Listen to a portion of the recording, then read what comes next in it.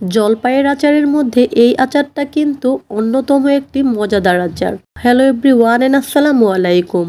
আশা করি সকলে অনেক ভালো আছেন। আজকের রেসিপি হচ্ছে খুবই মজাদার জলপাইয়ের আচার রেসিপি। তো এখানে আমি জলপাই নিয়েছি হাফ কেজি পরিমাণ, আর জলপাইগুলোকে কিন্তু আমি এরকম করে কেটে নিয়েছি। তো কিভাবে কেটেছি তাও আপনাদের সাথে শেয়ার করব। যদি এই রেসিপিটি আপনাদের কাছে ভালো লাগে অবশ্যই একটি লাইক দিয়ে আমার চ্যানেলটিকে সাবস্ক্রাইব করে দিবেন। তো দেখতেই পাচ্ছেন আমি কিন্তু বটি দিয়ে এরকম করে কেটে নিচ্ছি, তবে আপনারা চাইলে ছুরি দিয়েও কিন্তু সেমভাবে কাটতে পারেন। তবে বটি দিয়ে কাটলে আমার কাছে সুবিধাটা একটু বেশি মনে হয়েছে, আর মনে হয়েছে তাড়াতাড়ি করা যাবে, তো সেজন্য বটি দিয়েই কেটেছি। জলপাইগুলোকে এরকম করে কেচে কেচে নেবার পর কিন্তু খুব ভালো করে ধুয়ে নিয়েছি। এরপর এখানে দিয়ে দিলাম পরিমাণ মতো লবণ। আধা কেজি জলপাইয়ের জন্য এখানে আমি 2 কাপ পরিমাণ চিনি দিয়েছি। এই আচারটা কিন্তু একটু মিষ্টি টাইপেরই হয়, তবে আপনারা চাইলে কিন্তু চিনির পরিমাণটা আরও বাড়িয়ে বা আরও কমিয়েও কিন্তু দিতে পারেন। তো এরপর এখানে আমি দিয়ে দিলাম হাফ কাপ পরিমাণ পানি। পানিটা দিয়ে পানি, চিনি আর এই জলপাইগুলো একসাথে একটু মিশিয়ে নেড়েচেড়ে দিতে হবে। চিনিটা না যতক্ষণ পর্যন্ত গলে যায় ততক্ষণ পর্যন্ত এটাকে রেখে দিতে হবে, আর একটু নেড়েচেড়ে চিনিটাকে গলিয়ে নিতে হবে। আর এই রেসিপিটি করার জন্য কিন্তু একদম কাঁচা আর শক্ত যেই জলপাইগুলো থাকে ওগুলো নিতে হবে। একটু নরম টাইপের নিলে কিন্তু আচারটা তৈরি করার সময় জলপাইগুলো ভেঙে যেতে পারে। তো এরপর এখানে চুলায় একটা ফ্রাই প্যান বসিয়ে দিয়েছি। দিয়ে দিলাম এখানে 5-6টা শুকনো মরিচ। প্রথমে শুকনো মরিচটাকে ভেজে এরপর দিয়ে দিলাম 5 ফোড়ন। 3 চামচের মতো এখানে 5 ফোড়ন দিয়ে দিয়েছি। শুকনো মরিচ আর 5 ফোড়নটাকে ভেজে নিতে হবে। 5 ফোড়নটা ভাজার সময় কিন্তু চুলার আঁচটাকে একদম লোয়ে রাখতে হবে, কারণ হাই হিটে রেখে যদি 5 ফোড়ন আর শুকনো মরিচটা ভাজা হয় ওই ক্ষেত্রে কিন্তু উপরে পুড়ে যাবে আর ভিতর দিয়ে কিন্তু একটু কাঁচা কাঁচা থেকে যেতে পারে। তো সেজন্য 5 ফোড়নটা ভাজার সময় চুলার আঁচটা একদমই লো করে রেখে এরপর 5 ফোড়নটাকে ভেজে নিলে খুব সুন্দর মতো ভাজা হয়ে যাবে। 5 ফোড়নটাকে ভেজে নামিয়ে ফেলেছি। একই ফ্রাই প্যানে দিয়ে দিলাম সরিষার তেল, আর এখানে সরিষার তেল দিয়েছি হাফ কাপ পরিমাণ। এরপর দিয়ে দিলাম 1 চামচ রসুন কুচি, দিয়ে দিলাম 1 চামচ 5 ফোড়ন। এরপর দিয়ে দিলাম চিনির পানিতে ডুবিয়ে রাখা সেই জলপাইগুলো।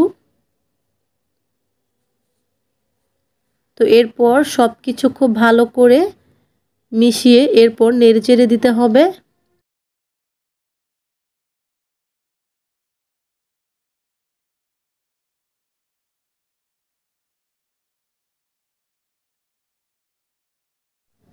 এরপর দিয়ে দিলাম হাফ চামচ হলুদের গুঁড়া, দিয়ে দিলাম 1 চামচ মরিচের গুঁড়া,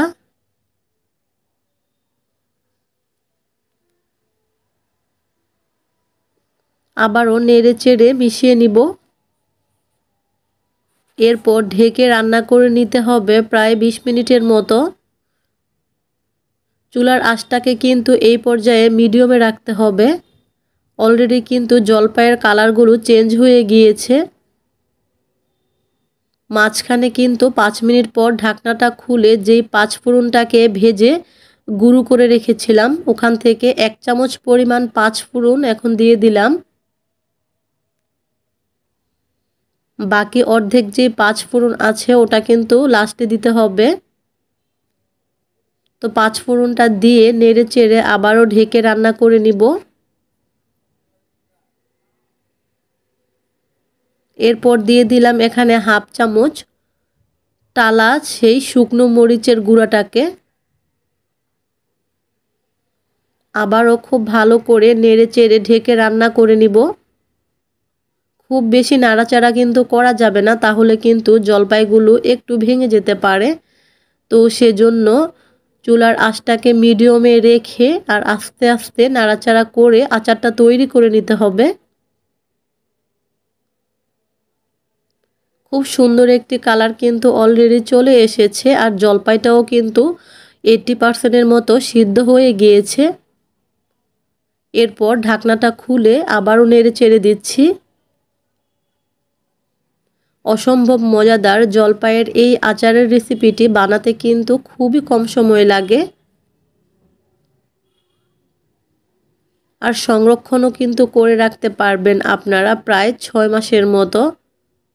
ভিনেগার ইউজ করলে সারা বছর জুড়ে আপনারা সংরক্ষণ করতে পারবেন, তবে আমি এটা ভিনেগার ছাড়াই তৈরি করব। নর্মাল ফ্রিজে রেখে প্রায় 6 মাসের মতো এই আচারটা খাওয়া যাবে।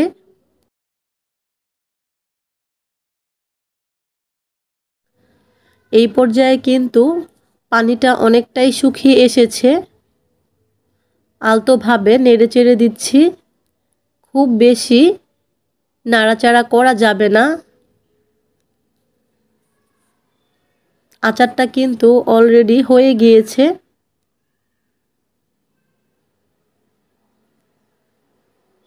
এই পর্যায়ে যেই অর্ধেকটা পরিমাণ 5 ফোড়ন বাকি রেখেছিলাম সেটা কিন্তু এখন দিয়ে দিব।